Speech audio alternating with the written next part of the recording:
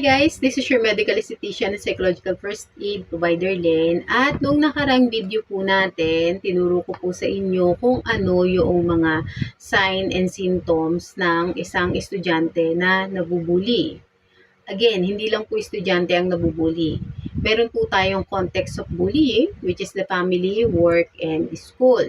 So, palagi naman po na yung mga videos ko is nakapokus po sa mga kabataan. Regardless kung yan ay primary, secondary, o yung senior high school na po. Basta kabataan, yun po yung aking advocacy, naturuan sila kung paano nila tutulungan yung kanilang sarili at the same time yung kanilang mga magulang kung ano yung dapat gawin kapag po yung kanilang mga anak ay naaagrabyado na. So again, the best interest of the learners is our top priority. Okay? So, yun nga po, ang topic natin before is the DepEd Order number 55 series of 2013, which is the anti-bullying policy. At ngayon naman po, ang ituturo ko po sa inyo ay isang strategy kung paano maiiwasan na kayo, lalong-lalo na ang ating mga estudyante, ay mamanipulate o masamantala ng mga tao na walang ibang gustong gawin kundi magkaroon ng power and control doon sa buhay ng mga tao na wala namang ginagawang masama sa kanila. So, hindi na sila mawawala sa mundo. Lagi po yan magkasama ang mabuti at ang masama. Pero nasa sa inyo kung paano ninyo pipiliin, kung paano mabubuhay. Okay? So, kapag itong strategy na to ay inyong natutuhan mga kabataan no, sa mas batang edad ninyo, like kahit elementary, like grade 3, grade 4, grade 5, grade 6, kapag natutuhan nyo tong strategy na to, madali na ninyong malalaman at maiiwasan yung mga tao na pwedeng gumawa sa inyo ng masama. Maraming mga tao ang nasa paligid natin ng mga anak natin. At maraming mga taong pumapaligid sa atin at sa mga anak natin. Okay?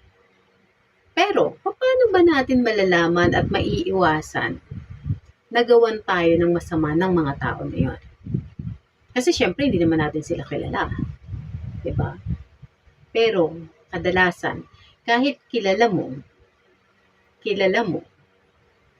is ginagawan ka pa rin or yung mga anak mo ng masama. Marami tayong nababalitaan na ganyan, no? Na nasa loob mismo ng pamilya or nandun sa mga taong kakilala nila, yung mga taong gumagawa sa kanila ng masama. That's why, sa mga kabataan, dapat alam ninyo kung paano ninyo isi-segregate yung mga taong nasa paligid ninyo at pumapaligid sa inyo. Anong ibig ko sabihin? Dapat, alam ninyo na hindi porket kasama mo sa school, nakikita mo palagi sa school, is kaibigan mo na at mapagkakatiwalaan mo na. Hindi porket classmate mo, is kaibigan mo na at mapagkakatiwalaan mo na. Be vigilant. Hindi lahat ng tao na nasa paligid mo ay matatawag na kaibigan at dapat pagkatiwalaan. Pero okay lang yan kasi hindi nyo pa naman alam, hindi nyo pa na-experience. Ngayon pa lang kayo nag-e-explore, ngayon pa lang nadidevelop yung inyong brain, yung inyong emotional aspect, yung inyong psychological aspect. Valid yung reason na yun.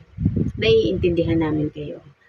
Pero, hindi ibig sabihin na pababayaan na namin kayo. Especially ako, psychological first aid provider, gusto kong makatulong talaga sa mga kabataan at sa kanilang mga magulang. Dahil meron din naman akong anak na 9 years old, magna 9 years old na si Ellie. That's why, sa batang edad niya, tinuturo ko talaga sa kanya sino yung mga tao na hindi dapat at dapat naming makasama. That's why tuturuan ko kayo kung paano mag-profiling. So, pag sinabi po natin na profiling, usually yung mga high school na makukulit, no? Ay, ate, alam ko yung profiling na yan, yun yung pangalan. Yun yung nasa resume. yan yung ano yung educational background, ano yung working experience, ano yung life status niya, 'di ba? Yung Facebook, Instagram, ayan pumasok na yung social media. Ganyan sila mag-isip, no?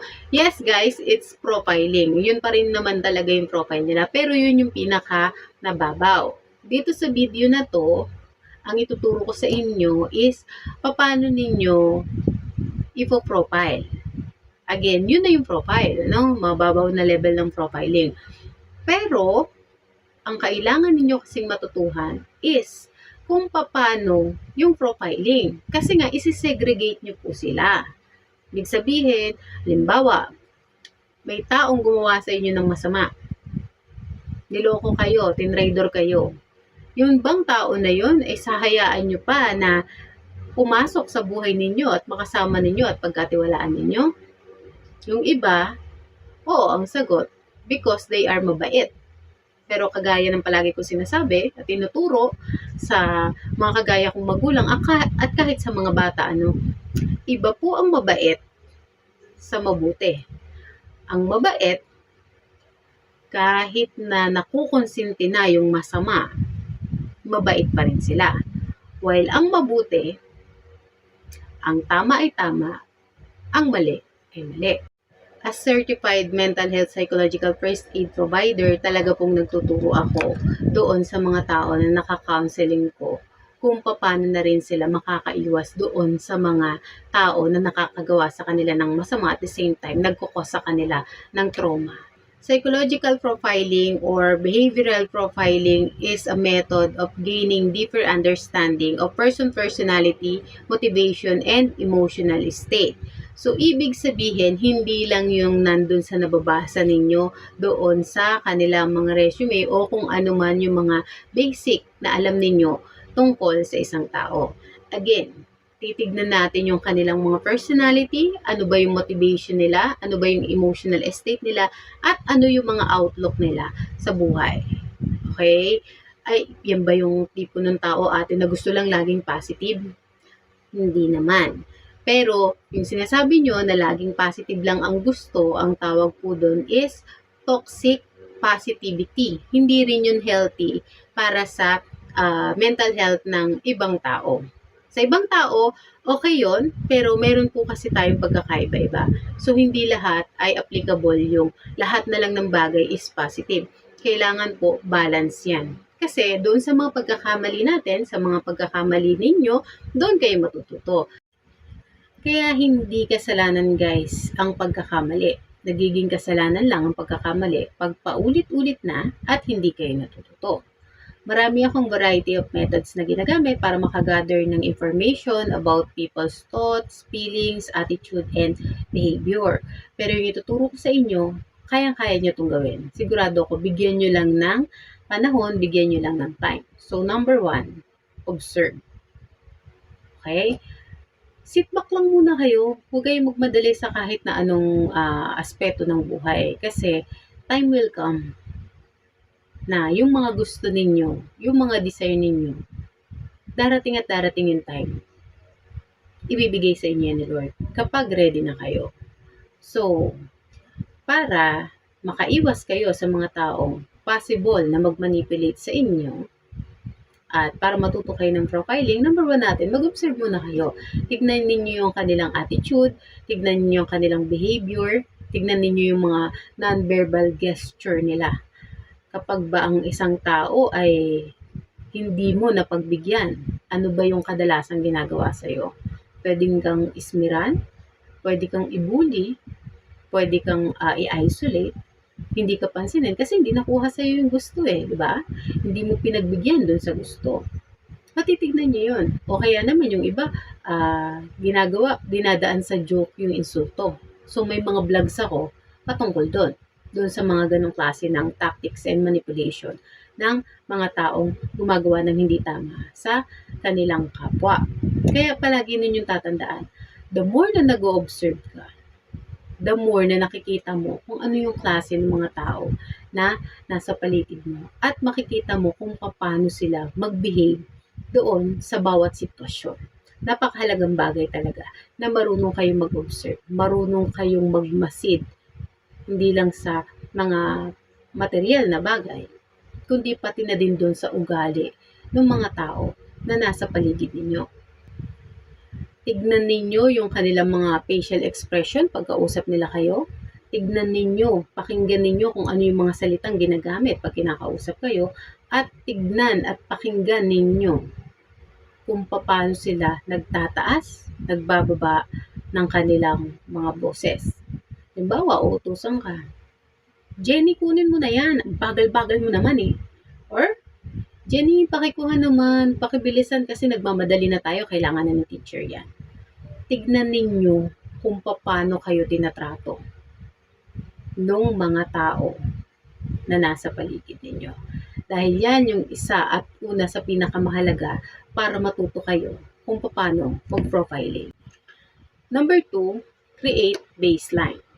Tignan ninyo yung kanilang mga pattern. May kasabihan tayo na actions speak louder than words, pero mas naniniwala ako, pattern scripts.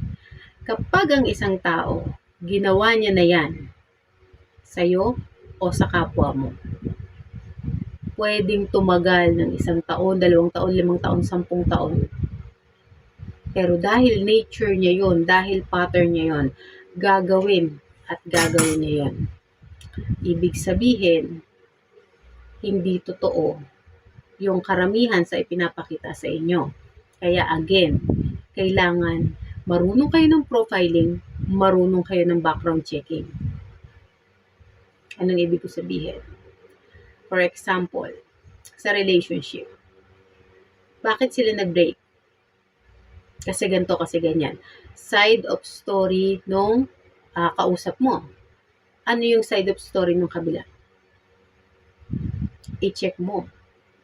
Bilang lalaki, bilang babae. I-check mo. Okay?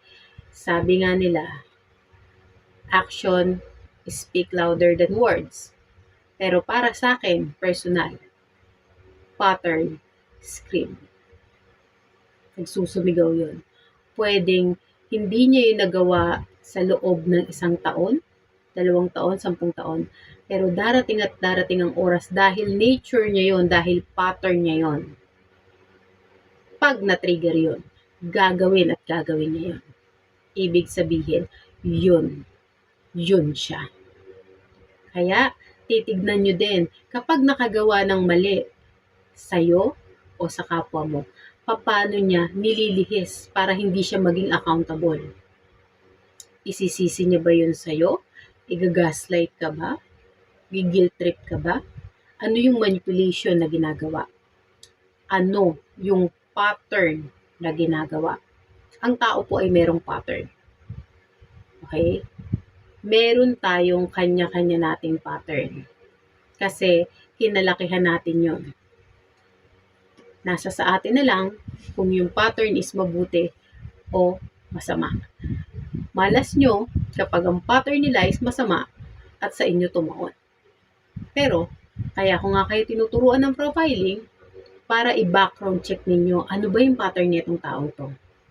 Ano ba yung mga ginawa niya noong mga nakaraan na possible na gawin niya ulit sa akin.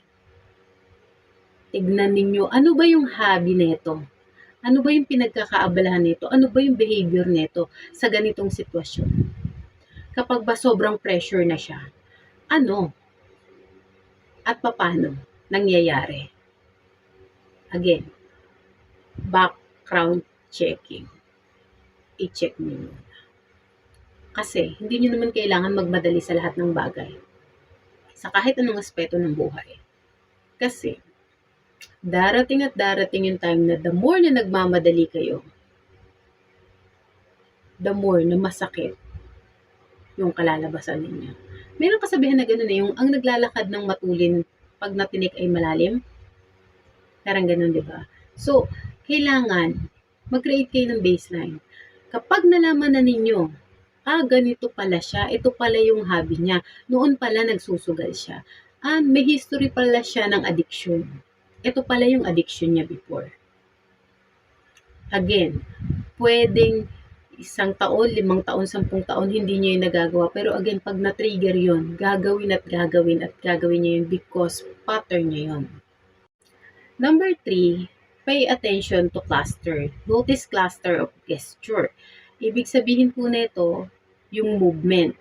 Halimbawa, meron kayong kinakausap, tapos pailalim tumingin.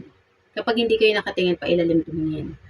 Or else, may mga pagkakataon naman na talagang pinapakita nila yun sa inyo. For example, yung umiismil, yung gumaganon. Tapos, yung ganyan makipag-usap.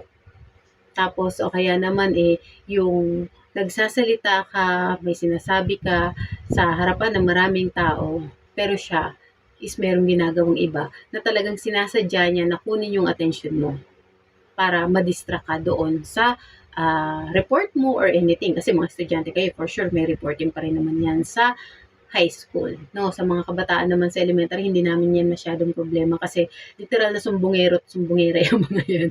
Kayo, natuto na kasi kayong isuppress yung inyong mga emotions, yung inyong mga nararamdaman because of paulit-ulit na nangyaring hindi maganda sa inyo. Okay? Tignan ninyo kung paano yung mga gestures and movement nila.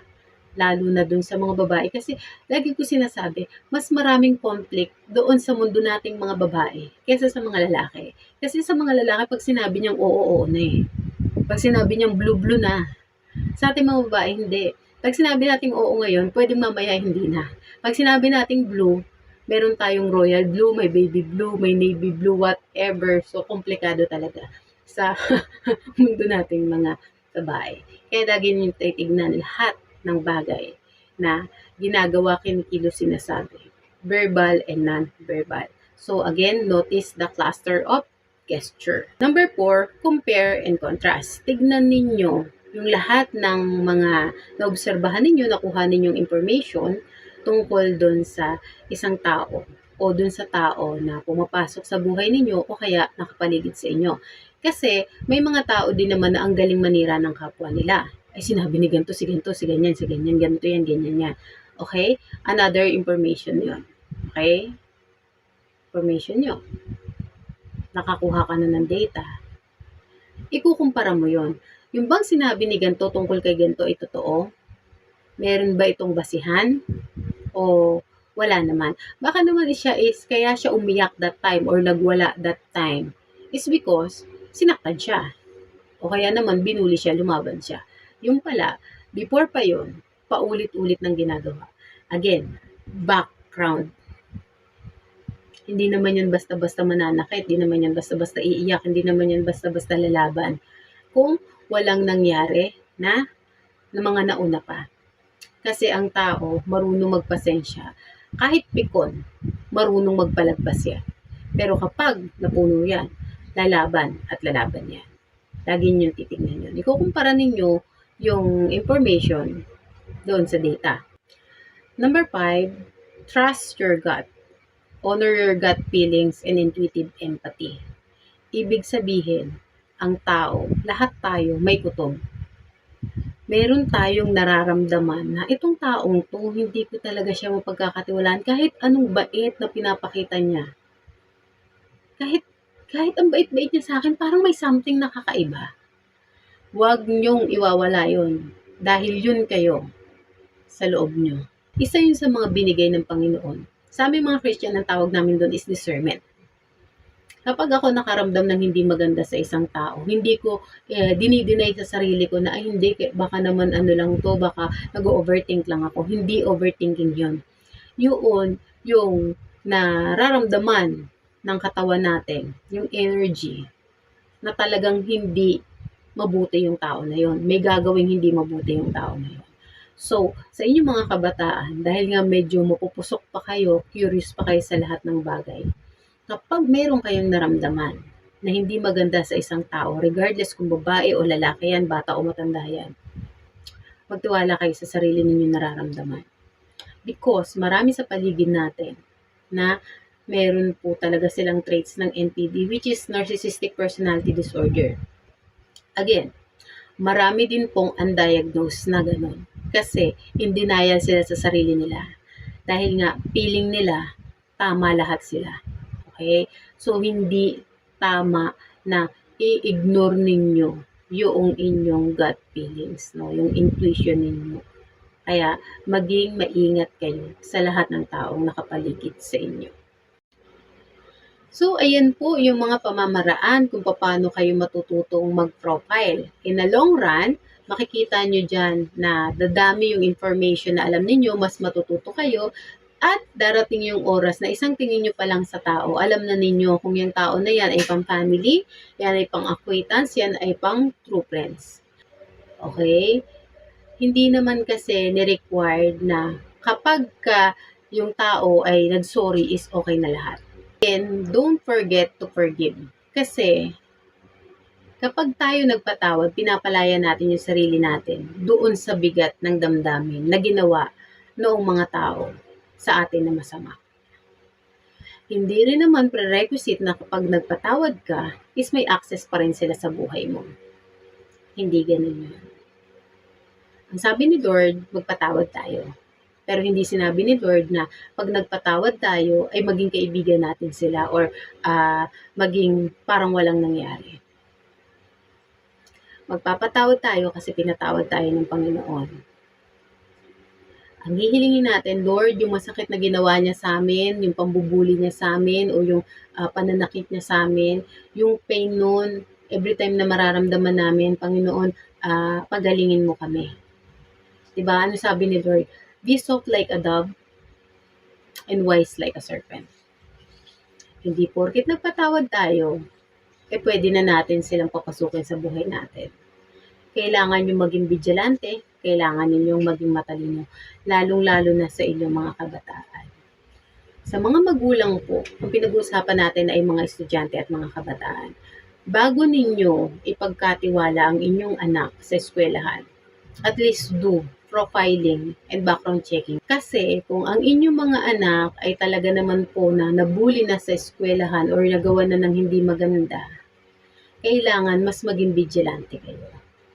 At the same time, kung may mga ganyan nga na nangyayari, Department of Education ay ini-encourage ang mga estudyante at magulang na maglakas loob at mag-report sa kanila ng mga bagay na hindi na magandang nangyayari sa eskwelahan sa division office. Kasi pag ang report ay nanggaling sa division office, hindi na po yan pwedeng baliwalain ng eskwelahan. So I hope marami kayong natutuhan pagdating po sa ating profiling at yan ay magamit ninyo para makaiwas kayo sa mga taong pwedeng mag-manipulate sa inyo at gumawa sa inyo ng masama. Napakahalagang bagay ng profiling. Kasi lahat ng taong nasa paligid ninyo is kaya na ninyong i-profile. Mapuprotektahan ninyo yung sarili ninyo. And again, mag-set kayo ng safe, clear, and strong boundaries. Lagi kong sinasabi at hindi ako magsasawang sabihin ito ng paulit-ulit sa aking mga vlogs. Kung paano tayo tinrato ng ating mga magulang sa loob ng ating pamilya is yun yung nagiging reference natin kung paano tayo magpapatrato sa ibang tao at kung paano natin itatrato yung ibang tao. Ngayon, alam na ninyo kung ano yung mga pamamaraan para matuto kayo mag-profile.